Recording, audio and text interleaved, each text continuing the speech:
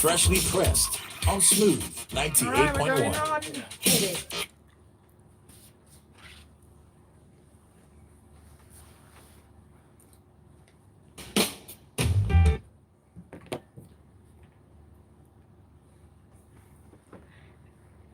Smooth 98.1. It's about 7:31 and this is Freshly Pressed. We're looking at the news stories making the headlines across the country. It's interactive. We have the analysts in. Would love to hear from you as well. The WhatsApp number is 0809 4440981. And we're streaming live as well on YouTube, so you can catch that live stream up on our YouTube channel. Our analysts are in. It's Gbubemi and Mr. C. Good morning. Good morning, Zibby. Good morning, Lagos. Good morning, Mr. C. Good morning, Zibby. Good morning, Gbubemi. Good morning, Lagos. All right, it's a brand new day. How come none of you are wearing green? I'm a hypocrite, but it's okay. Yeah, you guys congratulations to Nigeria, by the way. We narrowly missed it. So, congratulations, Nigeria, and let's get ready for the party on Sunday. Yay! Okay, well, let's start off with the punch. The Lagos state government has kicked off a partnership program with Niger and Kwara states, and this is towards bridging food supply demand gaps under the Produce for Lagos initiative. Gbubemi? Food insecurity, food inflation has risen astronomically in recent months, over the last 1 year, 18 months, thereabouts. So this really is a topical area. We've heard about demonstrations in some parts of the north where people have come out to protest, about the rising cost of living, rising cost of food, especially because a lot of people can't seem to afford what they previously used to afford. So this initiative where Lagos is partnering with Niger and Kwara is a welcome initiative. The report notes that Kwara and Niger share borders, so this makes it a good opportunity for them to also collaborate with Lagos on this. Lagos, as we know, has, I think, the greatest population in the country, so it's very, very important for Lagos to put food issues, front burner, most especially because it's a commercial city. The prices of food in Lagos would typically be higher than in a lot of all the other places. So we can imagine if people in Niger, for example, wherever are protesting about the cost of living, about the cost of food, we can imagine what it is like here in Lagos. This initiative also reminds me about when Lagos partnered with Kebbi to produce the lake rice. Although we don't know what has happened, that after that, I think that operated for maybe about 2 years, and then just sort of like dissolved. Anyway, so my concerns with this is, it's a nice initiative, especially because Lagos does not necessarily have the landmass to be able to produce to satisfy its occupants. But by and large, the issues surrounding agriculture still persist, irrespective of whatever arrangement is made. So, there's insecurity, for example. I'm not quite sure what plans Kwara and Niger would put in place, or what sort of agreements they would reach, what kind of crops it is that Lagos is partnering with them on to grow and produce and supply to Lagos. But there's insecurity in many parts of the country, especially in all those sort of areas. That's one issue that will need to be stemmed. There's also transportation of those goods into Lagos. The roads are a mess. And there's also, most importantly, how those goods will be distributed, across Lagos. So, citing that Lagos rice, that lake rice, sorry, as an example, I remember that when it was launched, there was supposed to be there was a system in place whereby people could go and buy the rice at a sort of discounted price. That was supposed to be the attraction. That it was cheaper than all other available rice brands in the market. Unfortunately, there were issues with the distribution of that rice. A lot of people ended up buying it for more than the actual quoted price, largely because the process behind the distribution of that rice was not properly managed. Right. So these are the kind of issues, that I suspect may reoccur if the distribution chain system has not been properly designed in this instance. But it's a welcome initiative. it's something that Lagos, not even just Lagos, but all states should sort of, collaborate upon. In an ideal situation, those that have will partner, those that don't have will partner with those that have, find some sort of exchange to be able to mutually gain from each other. But, like I'd mentioned earlier on, insecurity is a great issue. There's also climate issues. Now it's still Hamatan now. This time last year was really hot. Now we're having heat with the dust and all of that. So climate issues will also affect food production and all of that. So, well, let's I wonder what their plans are. I just hope that they sit down really and work out something really beneficial for all parties involved. All right, thank you for that, Gbubemi. We're moving on to the news. The next headline. This one is coming from Vanguard. The Senate has assured that the much awaited population and housing census slated for November this year will hold as scheduled. Mr. C? Thank you, Zibby. So the Senate Committee Chairman on National Identity and Population, Senator Abdul Ningi, was addressing journalists yesterday, and he pointed out that the census, which was postponed from last year, would definitely hold in November, but that the president would need to make a declaration as to the dates for the said census. He also did inform Nigerians that about 75% of the machines and processes required to conduct the said census in November had been done, leaving an outstanding balance of 25%. Now, this is a bit baffling, given the quantum of time that has passed. Remember that this census was supposed to hold sometime in Q1 or Q2, definitely in H1 of 2023. For reasons best known to the previous administrations, that never happened. Now, we're told Q1 of 2024 that it's going to hold in the last quarter of the year, and that precisely November. Now, why is there so much hue and cry about a census? A census is necessary because at any point in time, you need to have a rough estimate of the total number of people living within your territory.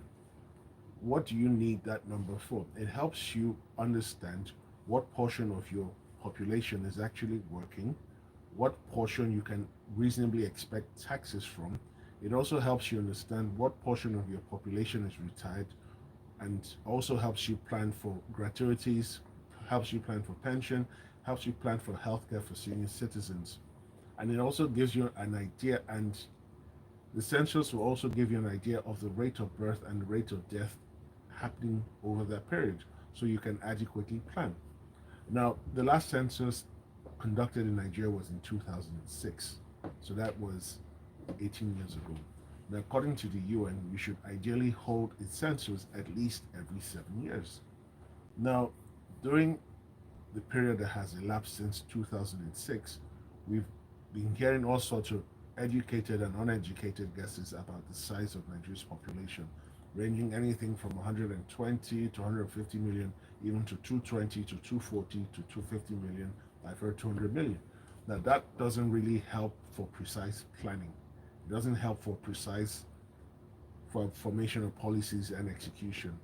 Now, to the said census, there have been question marks over previous census exercises conducted in Nigeria, and these question marks question the integrity of the census conducted and even the results declared.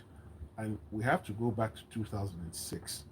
Census tribunals were established because states like Lagos questioned the figures allocated to them. We must also remember that when the federal census was conducted in 2006, Lagos State conducted a simultaneous census, and there was some disparity between the federal figures and the Lagos figures. Now, what should we be looking out for in the proposed census? There's this myth or idea in some quarters that in the north their figures are a bit exaggerated and don't reflect the true position. And this school of thought is given credence by the election numbers coming out from last year's elections. You would think with that huge population over there that they will turn out to vote. We didn't see that happening. In the K states where they usually churn out incredible figures, incredible numbers. Combined, they struggle to do 1.5 million, 2 million. And that's, we're talking about three supposedly heavily populated states. So where am I going with this? It is important that we get the census right for the first time. Let's stop padding the figures. Let's get a census we can truly rely on, which truly tells the current state of affairs. And then beyond the census, let us also improve the processes. In each local government, there's supposed to be a register for birth and death. How often is that register updated? How often is it kept up to date? Is there something to, I'm rounding up now, is there something to ensure that there is a national register that's updated real time? Only time will tell. All right, thank you for that, Mr. C. Let us know what your thoughts are. The WhatsApp number is 0809 440 981. Ali says Lagos partnered with Niger. I read in the news some days back that the Niger state governor banned the trade of food items out of Niger states if that issue has been discussed with the state government. Well, I did see that, but it's not from any newspaper that I would, believe at first glance. So I don't know if that is verified. There are a lot of newspapers that have their own agendas and unfortunately do not reflect the true position. All right, let's go on to the next headline, and this one is coming from, just going to scroll down and get that. All right, it's coming from The Nation. A bill for the amendments of the Electoral Act to provide for the conduct of the general election in one day was yesterday passed for second reading in the House of Representatives. The bill was sponsored by Francis Wive, APC Delta, and the reason he adduced for this was that conducting the polls in a day will reduce the costs and the bandwagon effects associated with elections. I'm not quite sure, when we talk about elections, I'm not quite sure that people are really aware what the real issues are. So cost is an issue, fine. But looking at last year's elections, I doubt that the major issue was whether the election was held over 1 day or 2 days. There are a lot more issues, surrounding elections other than how many days we host those elections. For me, I'm piggybacking off Mr. C's census story. If we had a proper national identity database, a lot of the issues surrounding, registration of voters, for example, would be solved. If we had a database that was actively being updated, for example, we would know when people turned 18, they wouldn't even need to come and register. They would be automatically registered, provided with a voter's card, all the hassle around running to a local government or, when there's a mandatory election registration going on would be removed, because all of these things would just fall into place. So we have all of this information. We have NIN, we have BVN, we have data with INEC. We have all of this information. My thinking is, how do we harmonize this so that we can reduce the hassles around voters registration, for example. Now, if we can sort out that voters registration, we can now begin to talk about even the voting itself. So for voting, for me, yes, we want to reduce cost. Why aren't we doing electronic voting? That would make it a whole lot easier. Granted, I know that people may have vested interest, some people may have cite some challenges with electronic voting and all of that, but we're in 2024. We have to be progressive. We've gone through all the manual voting processes. It's time for us to work towards graduating into electronic voting, and that would solve a lot of all the cost issues, for example. Then we now talk about even distributing election results, all the IREV issues and all of that. If we can make sure that from the point of registration to the point of voting to the point of declaration of results, we can as much as possible remove human interference from these processes, then we'll be better able to present a less biased election outcome, quote unquote. What that would also do for us is it would also reduce the costs involved in the elections, which is what they're trying to achieve by saying that all of these elections should hold on 1 day. And then ultimately, if you look at it as well, a lot of all the election petitions and that come out of these electoral processes would be greatly reduced, because the level of human interference would have been well, maybe not eliminated, but largely reduced in the process.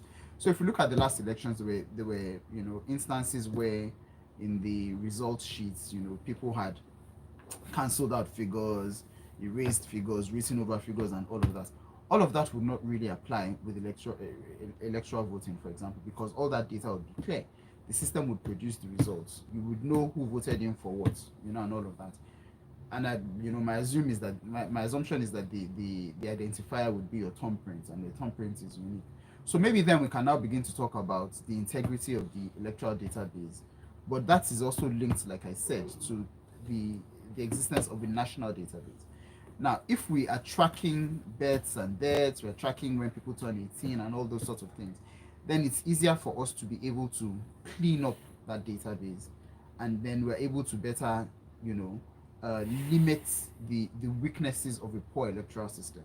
So at the end of the day, my opinion, like I said, is it's not necessarily the election should hold on one day. That's not the issue. There's a whole lot of other issues, around that. So very quickly, I listened to Gbubemi and I like what he said, but I have a few questions.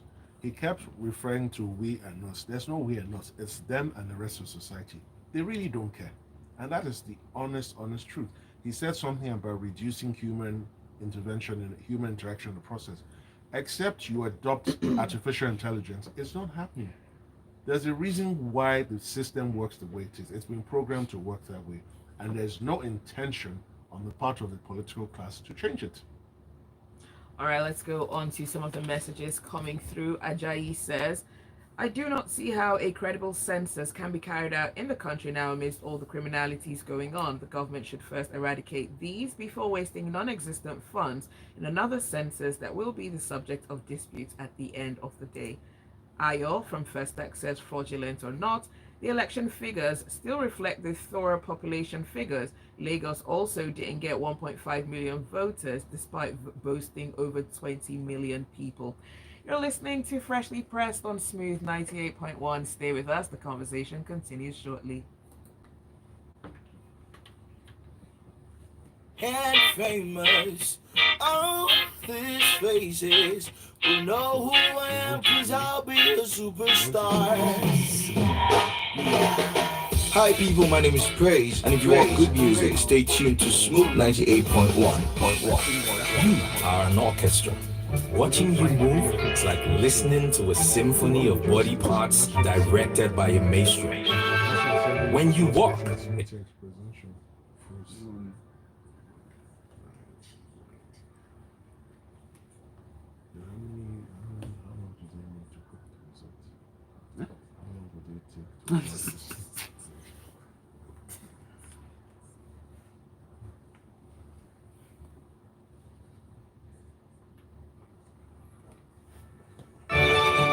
You are listening to the Smooth Breakfast right here on Smooth 98.1.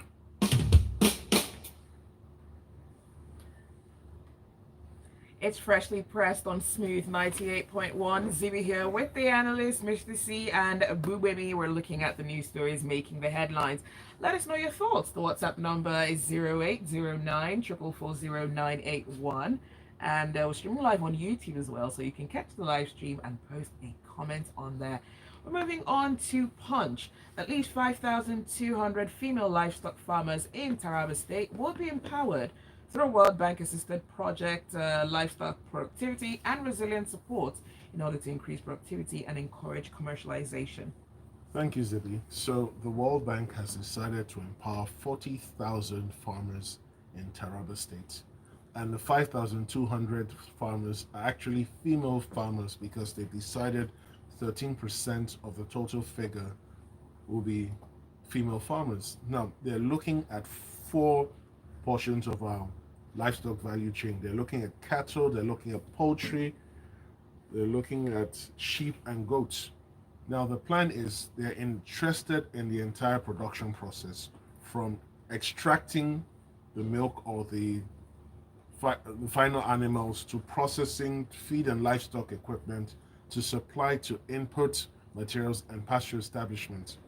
Now, this is all very good, and it shows the desire of foreign and international agencies and donors to ensure that some things in Nigeria actually work. Now, The only snag I have with this entire arrangement is I didn't see anything with regards to storage, especially with milk.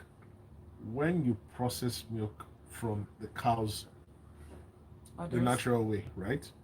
Unless you're taking it to the market that day, you have to keep it somewhere. And ideally, you should keep it in a cold place which is powered by electricity. We all know the story about electricity today, and we can go on for days or years about it. So, all in all, this is a very good plan, and I just wish more states with the land and the ability will partner with the World Bank to ensure that we increase our food production and the food insecurity we're facing is reduced to the barest minimum. In associated use, the federal government is assisting 257 farmers in Akwa Ibom with fish stock, animal stock, just to increase their agricultural production activities. And they're also giving them food items like okra so that they can feed themselves. Now, this is brilliant. The only snag I have with this arrangement is complete silence as to the amount involved. Let us know the amount. Yes, you're helping farmers. That's brilliant. Can we also know the amount so we can determine if the amount is commensurate with the number of farmers you're planning to help? But all in all, if this is carried out properly, it will benefit Nigerians down the line. Thanks for that, Mr. C. Let's go on to Daily Trust. The federal government partners U.S. to increase investments in mining sector. So the mining sector is one of the areas of focus of President Bola Ahmed Tinubu, and it's one of the areas where we believe, or where they believe rather, that we can also begin to earn, foreign exchange. It's a sector that sort of confuses me because if we look at the 13% derivation, something, that we have in the Constitution, what the Constitution says is that for each state that contributes a natural resource, and I'm just quoting this loosely, to the government, they get a 13% derivation, as part of the what's that word I we use? Sort of like compensation for extracting that resource. Now with mining, it's slightly different. So that 30% derivation policy does not necessarily apply. I know that the states are sort of in full control of their resources, so they're the ones who ideally are earning this income. So I'm not quite sure how the federal government aligns with the states with the mining issue. That aside, however, it's a good opportunity for Nigeria to be able to partner with an established government in the mining sector. We need whatever help we can get. They've also noted that electricity is very important in the operation of the mining sector, and they've highlighted that as one important area that Nigeria needs to sort out if we expect to be able to make progress with our mining sector. They've also highlighted that clean energy is also the best, and that they're ready to work with us in the achievement of clean energy. By and large, like I said, we need all the help that we can get to be able to show up our income in whichever way it comes. I'd like to see, what the details of this arrangement are and what specifically and how, the United States would be supporting Nigeria. All right, thank you, Gbubemi. Let's move on to Punch. Tinubu to inaugurate a student loan scheme on the 21st of February. Okay, so thank you, Zibby. So we now have yet another date for the start of the student loan scheme. Remember, the first date was September 2023. The second date was sometime in January this year. Now we've been moved to the 21st of February. At least now it actually comes with a precise date. Now, why is this scheme important? A number of Nigerian students are finding it extremely difficult and challenging financing their educational activities in the nation's high institutions, colleges, polytechnics, and vocational schools. So this is a program designed to help them. And we note that on the 21st, it is proposed that the website for the Student Loan Fund and a mobile application will be launched on the same day. Now, this is all very interesting, and if properly implemented, it will go a long way. Now, the only challenge I have with this arrangement is why is the government determined to give loans to students when it's very comfortable giving grants to traders? Traders already have money. They're trading on a day to day basis. You're happy to give them money and not collect it back. But for students who will form the backbone of the next generation of Nigeria's economic and productive push, you are determined to saddle them with debts. Two, the act setting up the Education Loan Fund is very clear on the process.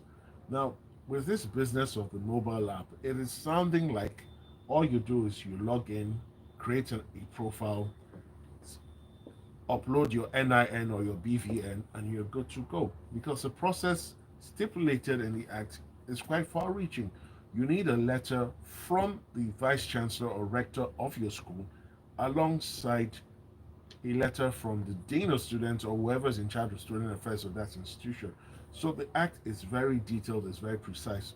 But listening to the Executive Secretary and even the Minister of State for Education, they made no reference to the provisions of the Act. So it begs the question, is there a plan to actually follow the provisions of the Act in implementing this?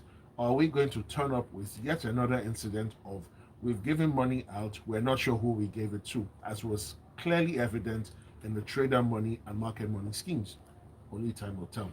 But generally, this is a plus. It's sad that no Nigerian student in the current academic year will benefit from this. But let's pray and hope that it's available for those who want to get skills and then also those who will prepare for the next academic session.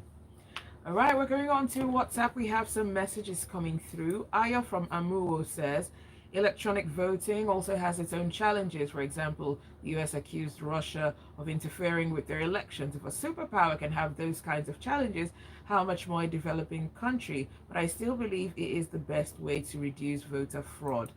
A message from Kelvin says, there's no credible census that can be carried out in the atmosphere of total corruption as currently exists. The census is just going to be another way to siphon funds. Dakbo from Satellite Town says it's really very sad that authorities which exist can arrest and lock up female protesters who are simply demonstrating because they are hungry. The level of insensitivity in Nigeria is really high, and one wonders whatever happened to human compassion. Man will survive. Live and let live will invariably manifest. And let's go on to Premium Times. Senate committee demands details of a 100 billion naira gas project fund. Okay, yes, this one is from Premium Times. But you know what? It does seem like we are already out of time. Unfortunately, we can't take that headline. But thank you for your messages. Thank you for listening. And special thanks to our analysts for joining us this morning, Mr. C and Gbubemi. Thank you for having us. That is it for Freshly Pressed. Do stay with us. There is a lot more to come on the Smooth Breakfast. Headlines. The stories. The news. Headlines. Read all about it.